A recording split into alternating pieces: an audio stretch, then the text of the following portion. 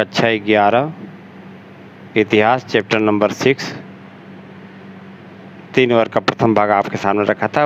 उसको हमने 3 भागों में विभक्त कर रखा है। अब हम आपसे दूसरे भाग के संदर्भ में हम 9वीं और 16वीं सदी के मध्य पश्चिमी यूरोप में होने वाले सामाजिक, आर्थिक एवं राजनीतिक परिवर्तनों के बारे में बताएंगे। रोमन साम्राज्य के पतन के पश्चात पूर्वी एवं मध्य यूरोप के अनेक जर्मन मूल के समूहों ने इटली, स्पेन और फ्रांस के क्षेत्र पर अधिकार कर लिया था।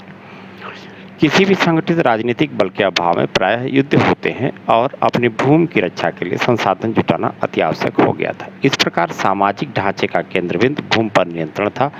इसकी विशेषताएं जर्मन रीति रिवाजों और शाही रोम की परंपराओं से ली गई थी। ईसाई धर्म, जो 4वीं सदी में रोमन साम्राज्य का राजकीय धर्म था, रोम के पतन के पश्चात भी बचा रहा और धीरे धीरे मध्य और उत्तरी यूरोप में फैल गया। चर्च भी यूरोप में एक मुख्य भूमिधारक और राजनीतिक शक्ति बन गया। 3 वर्ग, जो इस अध्याय का केंद्र बिंदु है, से हमारा अभिप्राय 3 सामाजिक श्रेणियों से है: ईसाई पादरी, भूमिधारक, अभिजात वर्ग और कृषक। इन 3 वर्गों के बीच बदलते संबंध कई सदियों तक यूरोप के इतिहास को गढ़ने वाले महत्वपूर्ण कारक हैं। पिछले 100 वर्षों में यूरोपीय इतिहासकारों ने विविध क्षेत्रों के इतिहासों, यहाँ तक कि प्रत्येक गांव के इतिहास पर विस्तृत कार्य किया है। ऐसा इसलिए संभव हो पाया क्योंकि भूस्वामियों के विवरणों, मूल्यों और कानूनी मुकदमों जैसी बहुत सारी सामग्री दस्तावेजों के रूप में उपलब्ध थी। जैसे चर्चों में मिलने वाले जन्म, मृत्यु और विवाह के अभिलेख की मदद से ही परिवारों और जनसंख्या की संरचना को समझा जा सका। चर्चों से प्राप्त अभिलेखों ने व्यापारिक संस्थाओं के बारे में सूचना दी और गद्य व कहानियों द्वारा हमें त्यौहार और सामुदायिक गतिविधियों के बारे में बोध हुआ। इन सभी का उपयोग इतिहासकार द्वारा आर्थिक एवं सामाजिक जीवन, दीर्घकालीन जैसे जनसंख्या में वृद्धि अथवा अल्पकालीन जैसे कृषि विद्रोहों परिवर्तनों को समझने में किया जा सकता है। सामंतवाद पर सर्वप्रथम काम करने वाले विद्वानों में से एक फ्रांस के मार्क ब्लॉक थे। मार्क ब्लॉक फ्रांस के विद्वानों के उस वर्ग में से थे जिनका यह तर्क था कि इतिहास की विषय वस्तु राजनीतिक इतिहास, अंतर्राष्ट्रीय संबंध और महान व्यक्तियों की जीवनियों से कुछ अधिक है। उन्होंने भूगोल के महत्व द्वारा मानव इतिहास को गढ़ने पर जोर दिया, जिससे कि लोगों के समूहों का व्यवहार और रुख समझा जा सके। ब्लॉक का सामंती समाज यूरोपियों, विशेषकर 900 से 1300 के मध्य फ्रांसीसी समाज के सामाजिक संबंधों और श्रेणियों, भूमि प्रबंध और उस काल की जनसंस्कृति का असाधारण विवरण देता है। द्वितीय विश्व युद्ध में नाजियों द्वारा गोली मारकर हत्या करने के कारण उनके द्वारा किए जा रहे शोध व अध्यापन कार्य पर अचानक ही विराम लग गया। सामंतवाद का परिचय। इतिहासकारों द्वारा सामंतवाद शब्द का प्रयोग मध्यकालीन यूरोप के आर्थिक, विधि, राजनीतिक और सामाजिक संबंधों का वर्णन करने के लिए किया जाता रहा है। यह जर्मन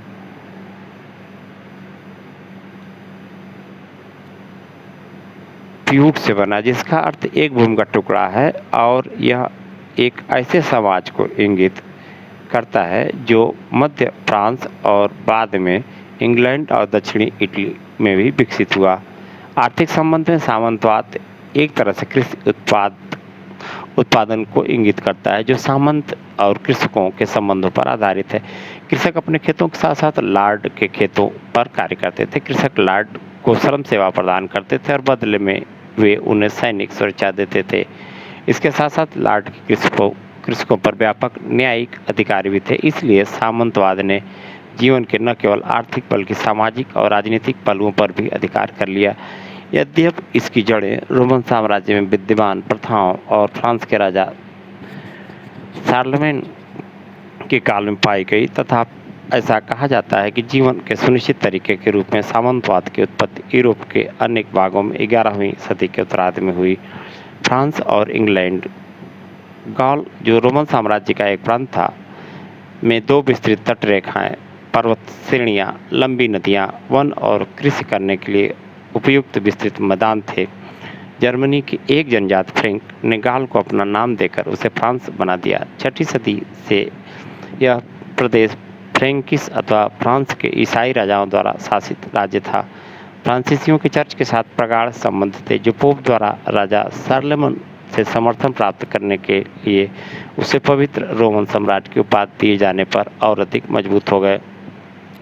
एक सक्रिय जलमार्ग के पार स्थित इंग्लैंड स्कॉटलैंड द्वीपों को 11वीं सदी में फ्रांस के एक प्रांत नॉर्मंडों के राजकुमार द्वारा जीत लिया गया था। फ्रांस का प्रारंभिक इतिहास 481 क्लोविस फ्रैंक लोगों का राजा बना।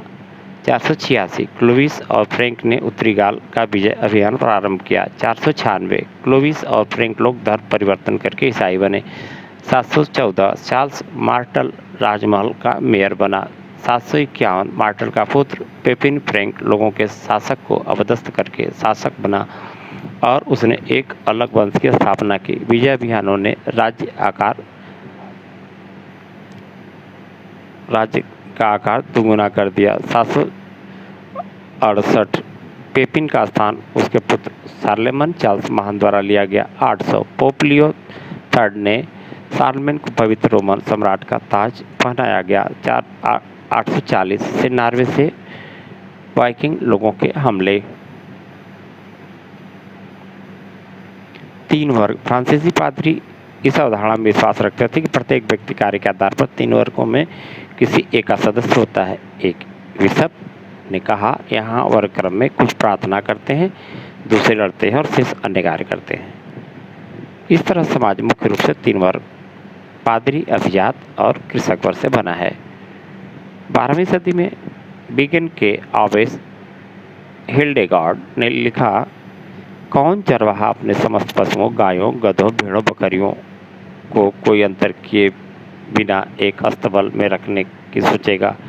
इसलिए मनुष्य में भी अंतर स्थापित करना आवश्यक है, जिससे वे एक दूसरे को तबाह न करें। ईश्वर अपने रेवण में अंतर रखता है, चाहे स्वर्ग पर अथवा पृथ्वी पर। उसके द्वारा सबको प्यार मिलता है, परंतु उनमें कोई समानता नहीं है। दूसरा वर्ग अभिजात वर्ग। पादरियों ने स्वयं को प्रथम वर्ग में तथा अभिजात वर्ग को दूसरे वर्ग में रखा था, परंतु वास्तव में सामाजिक प्रक्रिया में अभिजात वर्ग की महत्वपूर्ण भूमिका थी। ऐसा भूमि पर उनके नियंत्रण के कारण था। यह बैसलेज नामक एक प्रथा के विकास के कारण हुआ। फ्रांस के शासकों का लोगों से जुड़ाव एक प्रथा के कारण था जिसे बैसलेज कहते थे, और यह प्रथा जर्मन मूल के लोगों, जिनमें से फ्रैंक लोग भी एक थे, में समान रूप से विद्यमान थी। बड़े भूस्वामी और अभिजात वर्ग राजा के अधीन थे, जबकि कृषक व भूस्वामियों के अधीन होते थे। अभिजात वर्ग राजा को अपना स्वामी, शाब्दिक अर्थ अंग्रेजी का, मान लेता था और वे आपस में वचनबद्ध होते थे। Senior Lord. लॉर्ड एक ऐसे शब्द से निकलता जिसका अर्थ था रोटी देने वाला। दास की रक्षा करता था और बदले में वह उसके प्रति निष्ठावान रहता था। इस संबंध में व्यापक रीति रिवाजों और शपथों का विनिमय शामिल था, जो कि चर्च में बाइबिल की शपथ लेकर की जाती थी। इन समारोहों में दास को उस भूमि के प्रतीक के रूप में, जो कि उनके मालिक द्वारा एक लिखित अधिकार पत्र या एक छड़ी या केवल एक मिट्टी का डला दिया जाता था। अभिजात वर्ग की एक विशेष हैसियत थी, उनका अपनी संपदा पर अस्थायी तौर पर पूर्ण नियंत्रण था।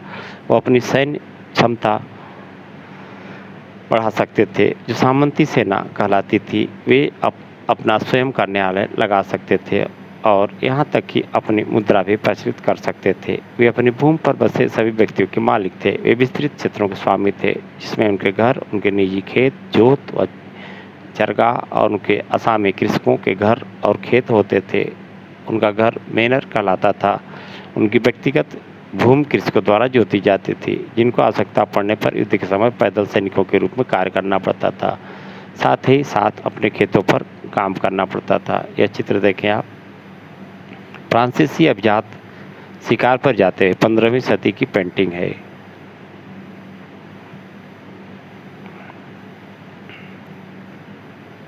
मेनर की जागीर। लॉर्ड का अपना मेनर भवन होता था। वह गांव पर नियंत्रण रखता था। कुछ लॉर्ड अनेक गांवों के मालिक थे।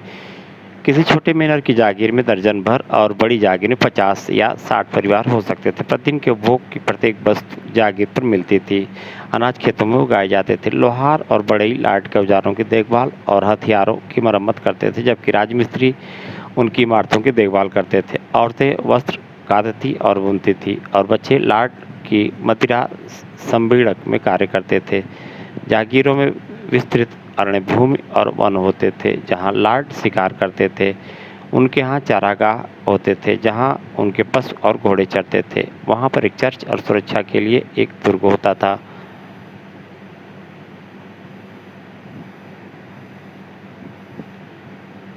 ये देखें आप, ये चित्र है सार्वजनिक चारागाह। ये सड़क दिख रही है, ये बंजर है, ये भवन, गिरजाघर, तालाब, चक्की, किस प्रकार का उस समय रहन सहन था उसका इस चित्र से। 13वीं सदी से कुछ दुर्गों को बड़ा बनाया जाने लगा जिससे वे नाइट के परिवार का निवास बना सकें। वास्तव में इंग्लैंड में नॉर्मन विजय से पहले दुर्गों की कोई जानकारी नहीं थी। इनका विकास सामंत प्रथा के तहत राजनीतिक, प्रशासन और सैनिक शक्ति के केंद्र के रूप में हुआ था। मैनर कभी भी आत्मनिर्भर नहीं हो सकते थे क्योंकि उन्हें नमक, चक्की, कपाट, दांत के बर्तन बाहर के स्रोतों से प्राप्त करने पड़ते थे। ऐसे लॉर्ड जो विलासी जीवन बिताना चाहते थे और महंगे साजो सामान, वाद्य यंत्र और आभूषण खरीदना चाहते थे जो स्थानीय जगहों पर उपलब्ध नहीं होते थे, ऐसी चीज़ों को इन्हें दूसरे स्थानों से प्राप्त करना पड़ता था। नाइट 9वीं सदी से यूरोप में स्थानीय युद्ध प्रायः होते रहते थे। सबकी कृषक सैनिक पर्याप्त नहीं थे और कुशल अश्व सेना की आवश्यकता थी। इसने एक नए वर्ग को बढ़ावा दिया जो नाइट्स कहलाते थे। वे लॉर्ड से उसी प्रकार संबद्ध थे जिस प्रकार लॉर्ड राजा से संबद्ध था। लॉर्ड ने नाइट को भूमि का एक भाग जिसे फीफ कहा गया दिया, उसकी रक्षा करने का वचन दिया। फीफ को उत्तराधिकार में पाया जा सकता था। यह 1000 से 2000 एकड़ या उससे अधिक में फैली हुई हो सकती थी जिसमें नाइट और उसके परिवार के लिए एक पंचक्की और मदिरा संपीड़क के अतिरिक्त उसके व उसके परिवार के लिए घर, चर्च और उस पर निर्भर व्यक्तियों के रहने की व्यवस्था शामिल थी। सामंती मैनर की तरह फीफ की भूमि को कृषक जोतते थे। बदले में नाइट अपने लॉर्ड को एक निश्चित रकम देता था और युद्ध में उसकी तरफ से लड़ने का वचन देता था। अपने सैन्य योग्यताओं को बनाए रखने के लिए नाइट प्रतिदिन अपना समय बाड़ बनाने, घेरबंदी करने और पुतलों से रण कौशल एवं अपने बचाव का अभ्यास करने में निकालते थे। नाइट अपनी सेवाएं अन्य लॉर्डों को भी दे सकता था पर उसकी सर्वप्रथम निष्ठा अपने लॉर्ड के लिए ही होती थी। 12वीं सदी से गायक फ्रांस के मिनरों में वीर राजाओं और नाइट्स की वीरता की कहानियाँ गीतों के रूप में सुनाते हुए घूमते रहते थे जो अंशतः ऐतिहासिक और अंशतः काल्पनिक होती थी। उस काल में जब बहुत अधिक संख्या में पढ़े लिखे लोग नहीं थे और पांडुलिपियाँ भी अधिक नहीं थी, एक घुमक्कड़ चारण बहुत प्रसिद्ध थे। अनेक मिनर भवनों के मुख्य कक्ष के ऊपर एक शंकरा छज्जा होता था जहाँ मिनर के लोग भोजन के लिए एकत्र होते थे। एक गायक दीर्घा होती थी जो संगीतज्ञों द्वारा अभिजात वर्ग के लोगों का भोजन करते वक्त मनोरंजन करने के लिए बनी थी। प्रथम और पादरी वर्ग। कैथोलिक चर्च के अपने नियम थे। राजा द्वारा दी गई भूमियाँ थीं जिनसे वे कर उगा सकते थे, इसलिए यह एक शक्तिशाली संस्था थी जो राजा पर निर्भर नहीं थी। पश्चिमी चर्च के अध्यक्ष पोप थे जो रोम में रहते थे। यूरोप में ईसाई समाज का मार्गदर्शन बिशपों द्वारा, पादरियों द्वारा किया जाता था जो प्रथम वर्ग के अंग थे। अधिकतर गांव में अपने चर्च हुआ करते थे जहां पर प्रत्येक रविवार को लोग पादरी के धर्मोपदेशक सुनने तथा सामूहिक प्रार्थना करने के लिए इकट्ठा होते थे।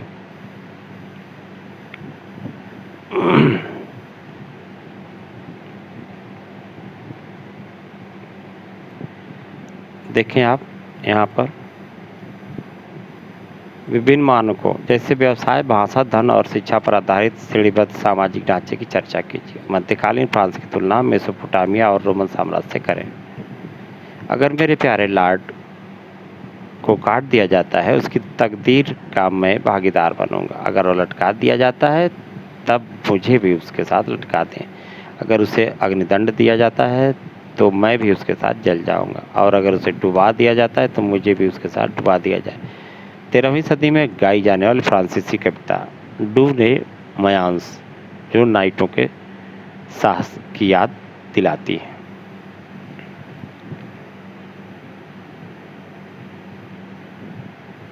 प्रत्येक व्यक्ति पादरी नहीं हो सकता। जैसे क्रिसदास पर प्रतिबंध था शारीरिक रूप से बाधित व्यक्तियों पर और स्त्रियों पर प्रतिबंध था। जो पुरुष पादरी बनते थे वे शादी नहीं कर सकते।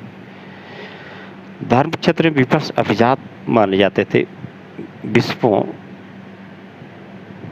बिशपों के पास भी लाट की तरह विस्तृत जागीर थी और वे शानदार महलों में रहते थे। चर्च को 1 वर्ष के अंतराल में कृषकों से उनकी उपज का 10वां भाग लेने का अधिकार था, जिसे टीथ कहते थे। अमीरों द्वारा अपने कल्याण और मरणोपरांत अपने रिश्तेदारों के कल्याण हेतु दिया जाने वाला दान भी आय का एक स्रोत था। चर्च के औपचारिक रीति रिवाज की कुछ महत्वपूर्ण रस्में सामंती कुलीनों की नकल थी। प्रार्थना करते वक्त हाथ जोड़कर और सिर झुकाकर घुटनों के बल झुकना नाइट द्वारा अपने वरिष्ठ लाट के प्रति वफादारी के साथ शपथ लेते वक्त अपनाए गए तरीकों की नकल था। इसी प्रकार ईश्वर के लिए लाट शब्द का प्रचलन एक उदाहरण था, जिसके द्वारा सामंती संस्कृत चर्च के उपासक कक्षों में प्रवेश करने लगी। इस प्रकार अनेक सांस्कृतिक सामंती रीति रिवाज और तौर तरीकों को चर्च की दुनिया में अपना लिया गया। भिक्षु चर्च के अतिरिक्त कुछ विशेष श्रद्धालु ईसाइयों की एक दूसरी तरह की संस्था थी। कुछ अत्यधिक धार्मिक व्यक्ति पादरियों के विपरीत, जो लोगों के बीच में नगरों और गांवों में रहते थे, एकांत जिंदगी जीना पसंद करते थे। वे धार्मिक समुदाय में रहते थे जिन्हें एबी या मोनेस्ट्री मठ कहते थे, जो अधिकतर मनुष्यों की आम आबादी से बहुत दूर होते थे। 2 सबसे अधिक प्रसिद्ध मठों में एक मठ 529 में इटली में स्थापित सेंट बेनेडिक्ट था और दूसरा 910 में बरगंडी में स्थापित क्लूनी था। भिक्षु अपना सारा जीवन आबे में रहने और समय प्रार्थना करने, अध्ययन और कृषि जैसे शारीरिक श्रम में लगाने का व्रत लेता था। पादरी कार्य के विपरीत भिक्षु की जिंदगी पुरुष और स्त्रियों दोनों ही अपना सकते थे। ऐसे पुरुषों को मौक तथा स्त्रियां नन कहलाती थी। कुछ आबों को छोड़कर ज़्यादातर में एक ही लिंग के व्यक्ति रह सकते थे। पुरुषों और महिलाओं के लिए अलग अलग आयें थी। पादरियों की तरह भिक्षु और भिक्षुणियाँ भी विवाह नहीं कर सकते थे। 10 या 20 पुरुष स्त्रियों के छोटे समुदाय से बढ़कर मठ अब सैकड़ों की संख्या के समुदाय बन गए, जिनमें बड़ी इमारतें और भूजागीरों के साथ साथ स्कूल या कॉलेज और अस्पताल संबद्ध थे। इन समुदायों ने कला के विकास में योगदान दिया। ओवेस हिल्डेगार्ड एक प्रतिभाशाली संगीतज्ञ था, जिसने चर्च की प्रार्थनाओं में सामुदायिक गायन की प्रथा के विकास में महत्वपूर्ण योगदान दिया। 13वीं सदी से भिक्षुओं के कुछ समूह, जिन्हें फ्रायर कहते थे, उन्होंने मठ में न रहने का निर्णय लिया। वे एक स्थान दूसरे स्थान पर घूम घूम कर लोगों को उपदेश देते और दान से अपनी जीविका चलाते थे। ये देखें आप,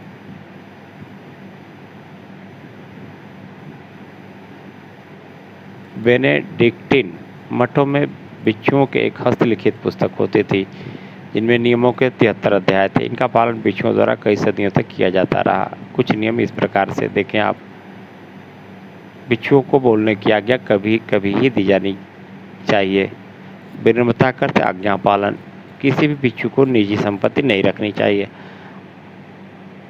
आलस्य आत्मा का शत्रु है, इसलिए भिक्षु और भिक्षुणियों को निश्चित समय में शारीरिक श्रम और निश्चित घंटों में पवित्र पाठ करना चाहिए। मठ इस प्रकार से बनाना चाहिए कि आवश्यकता की समस्त वस्तुएं, जल, चक्की, उद्यान, कार्यशाला सभी उसकी सीमा के अंदर हों। पांडुलिपि पर कार्य करते हुए बेनेडिक्टिन भिक्षु का काष्ठ चित्र देखें आप।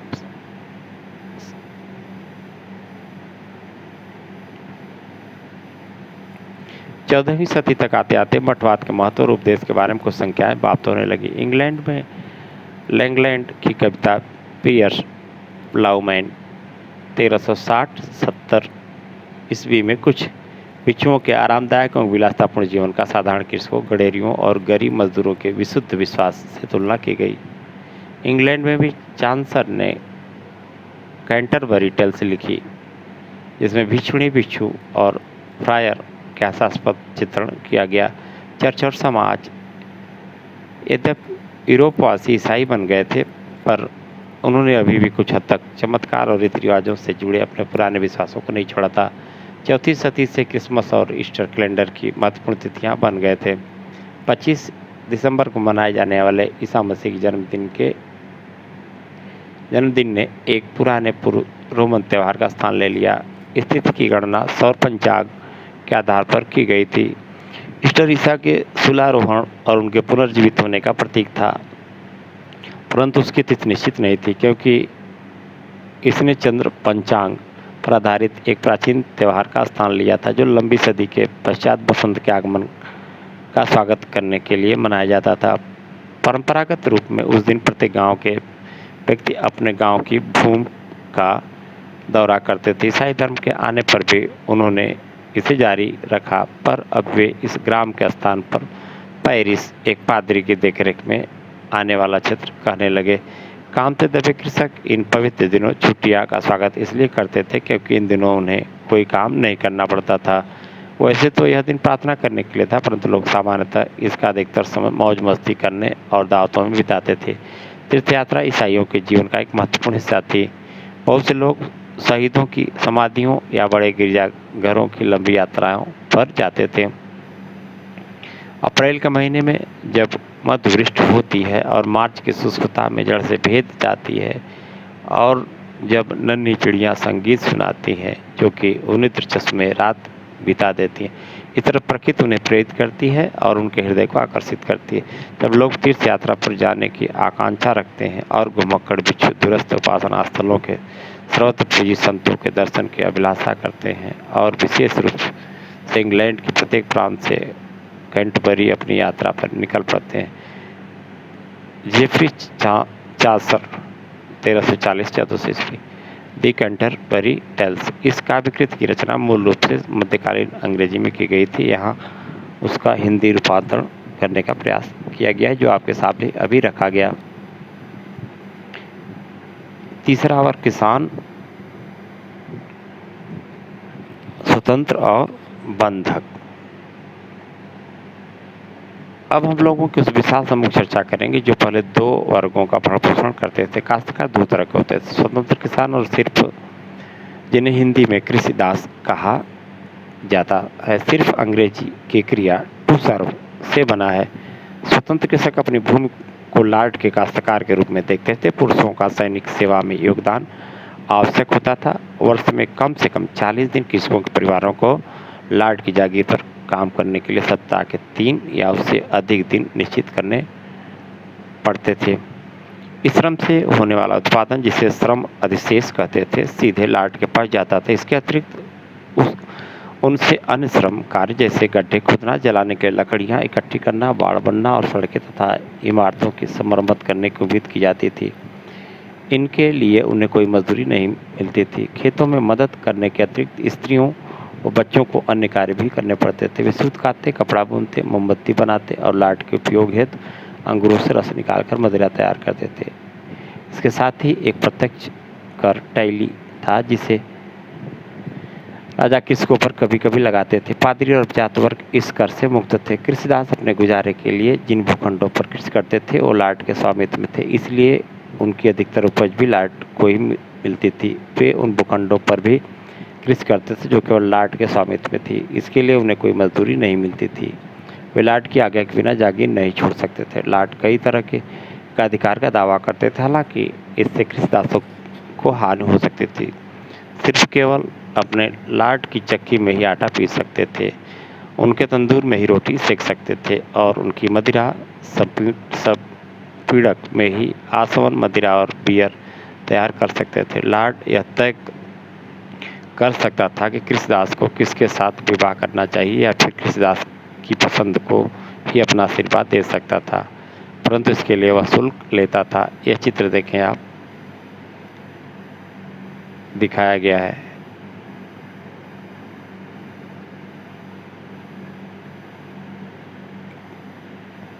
एक अंग्रेज कृषक 16वीं सदी का रेखा चित्र।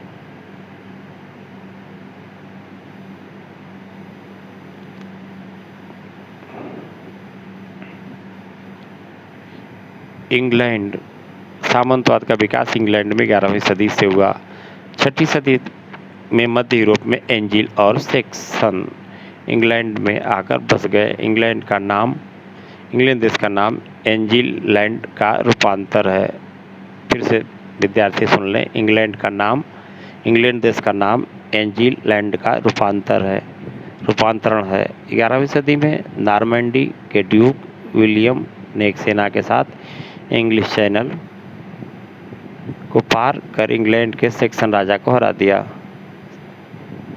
इस समय फ्रांस और इंग्लैंड में क्षेत्रीय सीमाओं और व्यापार से उत्पन्न होने वाले विवादों के कारण प्रायः युद्ध होते रहते थे। विलियम प्रथम ने भूमि नपवाई, उनके नक्शे बनवाए और उसे अपने साथ आए 180 नॉर्मन अभिजातों में बांट दिए। यही लॉर्ड राजा के प्रमुख काश्तकार बन गए, जिनसे वह सैन्य सहायता की उम्मीद करता था। वे राजा को कुछ नाइट देने के लिए बाध्य थे। शीघ्र ही वे नाइटों को कुछ भूमि उपहार में देने लगे, जिनसे वे उसी प्रकार सेवा का आशा रखते थे जैसे वे राजा की करते थे। किंतु वे नाइटों का अपने निजी युद्धों के लिए उपयोग नहीं कर सकते थे, क्योंकि इस पर इंग्लैंड में प्रतिबंध था। एंग्लो सैक्सन कृषक विभिन्न स्तरों के भूस्वामियों के काश्तकार बन गए। यह चित्र देखें आप। 13वीं सदी के इंग्लैंड का हेवर्ड दुर्ग। 13वीं सदी के इंग्लैंड का हेवर्ड दुर्ग। यहीं पर हम चैप्टर 6 3 वर्ग का जो हमने अपने हिसाब से 3 भागों में विभक्त कर रखा है, दूसरा भाग यहीं पूर्ण होता है। तीसरे भाग में फिर हम आपसे मिलेंगे।